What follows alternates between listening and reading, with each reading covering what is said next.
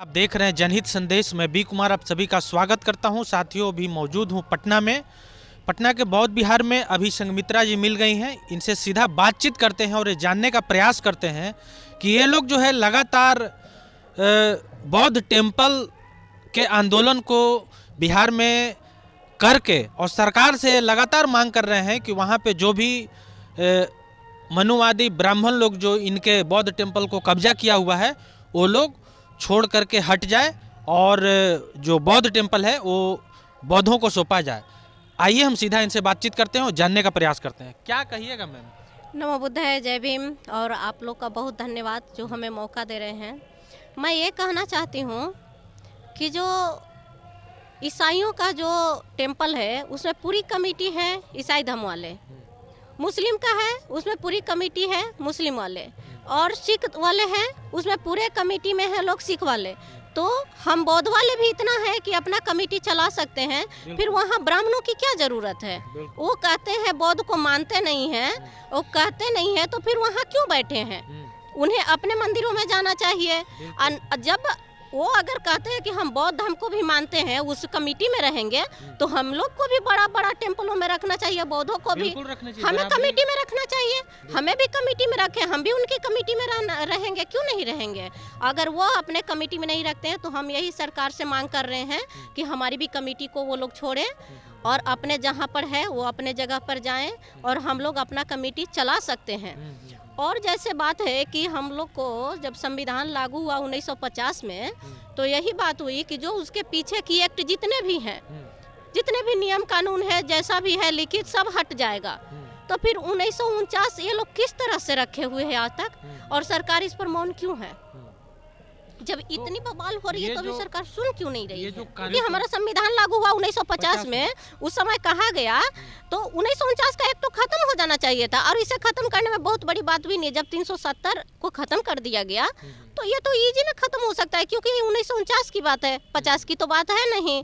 तो इसमें कोई सरकार का दिक्कत नहीं है, लेकिन सरकार भी नहीं चाहती है। वो भी आरएसएस के चुंगल में है, वो भी आरएसएस के एकदम से क्या कहते हैं, दल्ला, समझ गए ना? वो बस उसी को चाहता है कि वही रहे और वो जैसा कहे वैसा ही करे और उसकी बात ही मान रहा है।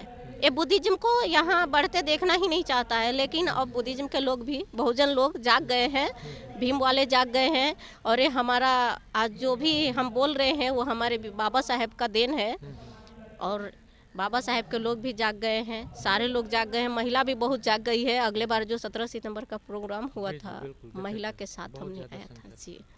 सवाल ये है कि सरकार सुनने का प्रयास नहीं कर रही है, आप लोग लगातार आंदोलन कर रहे हैं, तो ये समस्या समाधान होगा कैसे? देखिए, समस्या समाधान करने के लिए तो कई सौ ऑप्शन है, लेकिन जो हम लोग के तन पर ये चीवर है, हम लोग वायलेंट नहीं होना चाहते हैं। अगर वायलेंट हो गए तो एक दिन में हम लोग पूरा कल्याण कर देंगे, लेकिन हम सोच रहे हैं कि नहीं, हम लोग नियम से चले और सरकार इस बात को हमको पुष्टि करके दे तो ज़्यादा अच्छा रहेगा। और नहीं तो जिस दिन हम लोग बौद्ध लोग वायलेंट हो गए, उस दिन हम उखाड़ करके वहाँ से उसको फेंक देंगे। लेकिन हम लोग ऐसा नहीं चाहते हैं। हम बुद्ध के जो सिद्धांत है उसे झुठलाना नहीं चाहते हैं। बस यही बात है कि हम लोग नियम कानून से चल रहे हैं। सरकार तो कभी नहीं आपकी मांगों को मानेगा, तो क्या ऐसे ही आप लोग लगातार आंदोलन सिर्फ करते रह जाएंगे? इस बार तो हम लोग भूख हड़ताल करेंगे ना, इस बार भूख हड़ताल करेंगे। अगर उसको लगता है कि बौद्ध लोग को मर जाना चाहिए, उस बार हम लोग को मार ही दिया, इस बार हम लोग खुद से मर जाएंगे, क्या दिक्कत है? जब हम लोग को नहीं देगा तो हम लोग तो भूख हड़ताल पे बैठे रहेंगे। लेकिन सवाल ये भी है ना कि भूख हड़ताल करेंगे, सर मार भी देगा प्रशासन या सरकार मरवा भी देगी, लेकिन समस्या समाधान तो नहीं होगा ना। समस्या समाधान नहीं होगा तो फिर बौद्ध लोग वायलेंट होंगे। अंत में कोई अंत में कोई उपाय नहीं है। हम लोग पूरा मंदिर को घेरेंगे, क्योंकि वो कहीं ना कहीं बौद्धों का घर है।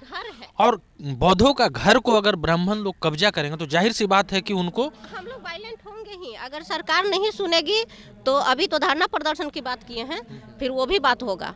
अगर वो सावधानी से नहीं मानेंगे तो ये तो सम्राट अशोक का धरती है ना, तलवार रखा गया है, तलवार को चलाना थोड़ी लोग भूले हैं। सही बात है। वो फिर से दोहराया जाएगा, कलिंग युद्ध फिर से दोहराया जाएगा, क्या किया जाएगा? और हम लोग तैयार हैं, हम लोग इसमें पीछे नहीं हट रहे हैं। आप लोग लगातार आंदोलन कर रही हैं, क्या कुछ ऐसा लग रहा है कि मैंने बात बनेगी? हमें इस बार लग रहा है कि बात बनेगी जी। अगले बार से थोड़ा सा सरकार की तरफ से कोई ऐसा मैसेज आया? सरकार की तरफ से तो अभी कोई मैसेज नहीं है। वो तो एकदम से मैसेज तो ये हमारे लिए शुभ है कि वो बीजेपी से सुन रहे हैं कि नीतीश बाबू अलग हो रहे हैं। क्या बात कर रही हैं? हाँ बिल्कुल, ऐसा हो रहा है। अगर हमको लगता है कि वो बीजेपी से अलग हो मतलब जाएंगे, नीतीश कुमार जी एक बार फिर से पलटी मारने वाले हैं? हाँ बिल्कुल पलटी मारने वाले हैं। आपने क्या बात कर रहे हैं? बिल्कुल अभी फिर से पलटी मारने वाले हैं। अच्छा। और हमको लगता है कि अगर वो बीजेपी को छोड़ दिए ना तो इस बार हम लोग का आंदोलन 100% सक्सेस होगा। तो लालू यादव जी तो कह रहे हैं कि नीतीश कुमार हमारे घर आ सकते हैं, लेकिन उनका जो लड़का है तेजस्वी यादव वो तो दरवाजा बंद कर दिए हैं। बंद कर दिए हैं। ये राजनीतिक में चलते रहता है, इन लोग का आपस का मैटर है। नीतीश कुमार जी फिर कैसे आ पाएंगे? वो खिड़की से आ जाएंगे ना, दरवाजा बंद है ना, आगे का दरवाजा फ्रंट का बंद रहेगा, पीछे से खुल जाएगा। संभावना है कि संभावना आ क्या, जाएंगे। 100% हमको लगता है 25 का चुनाव गठबंधन के साथ ही नीतीश बाबू लड़ेंगे। और ये हम लोग के लिए शुभ होगा।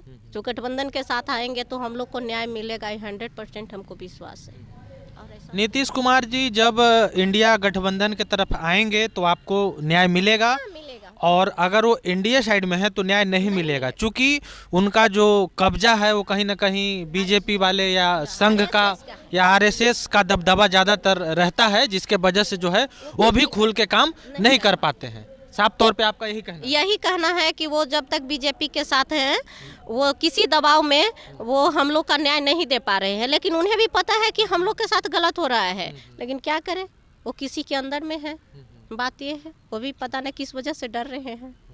छोटी सी चलिए, तो ये थे संघमित्रा गौतम जी। इनका साफ तौर पे कहना है कि अगर बौद्ध टेम्पल को खाली नहीं किया गया तो लास्ट ऑप्शन है वायलेंट, ठीक है, उसके अलावा और कोई ऑप्शन नहीं है। फिलहाल जो है बौद्ध के जो नियम और सिद्धांत थे शांति वाला, उसी मार्ग पे चल के जो है आंदोलन कर रहे हैं। सरकार से लगातार मांग कर रहे हैं कि बीटीएमसी एक्ट जो है 1949 वो ख़त्म किया जाए, ब्राह्मणों को जो वहाँ से हटाया जाए और बौद्धों को कब्जा दिया जाए, क्योंकि जो बौद्ध मंदिर है बौद्ध लोगों का धरोहर है, उनका घर है, उनका सब कुछ है। अगर ब्राह्मण लोग वहाँ पे कब्जा किए हुए हैं तो कहीं ना कहीं बुद्धों का जो है नुकसान हो रहा है, बौद्धिस्टों का हकमारी कर रहे हैं। तो बाकी क्या कुछ कहना है आपका इस वीडियो के बारे में, कमेंट करके ज़रूर अपनी प्रतिक्रिया दीजिएगा। तब तक के लिए धन्यवाद।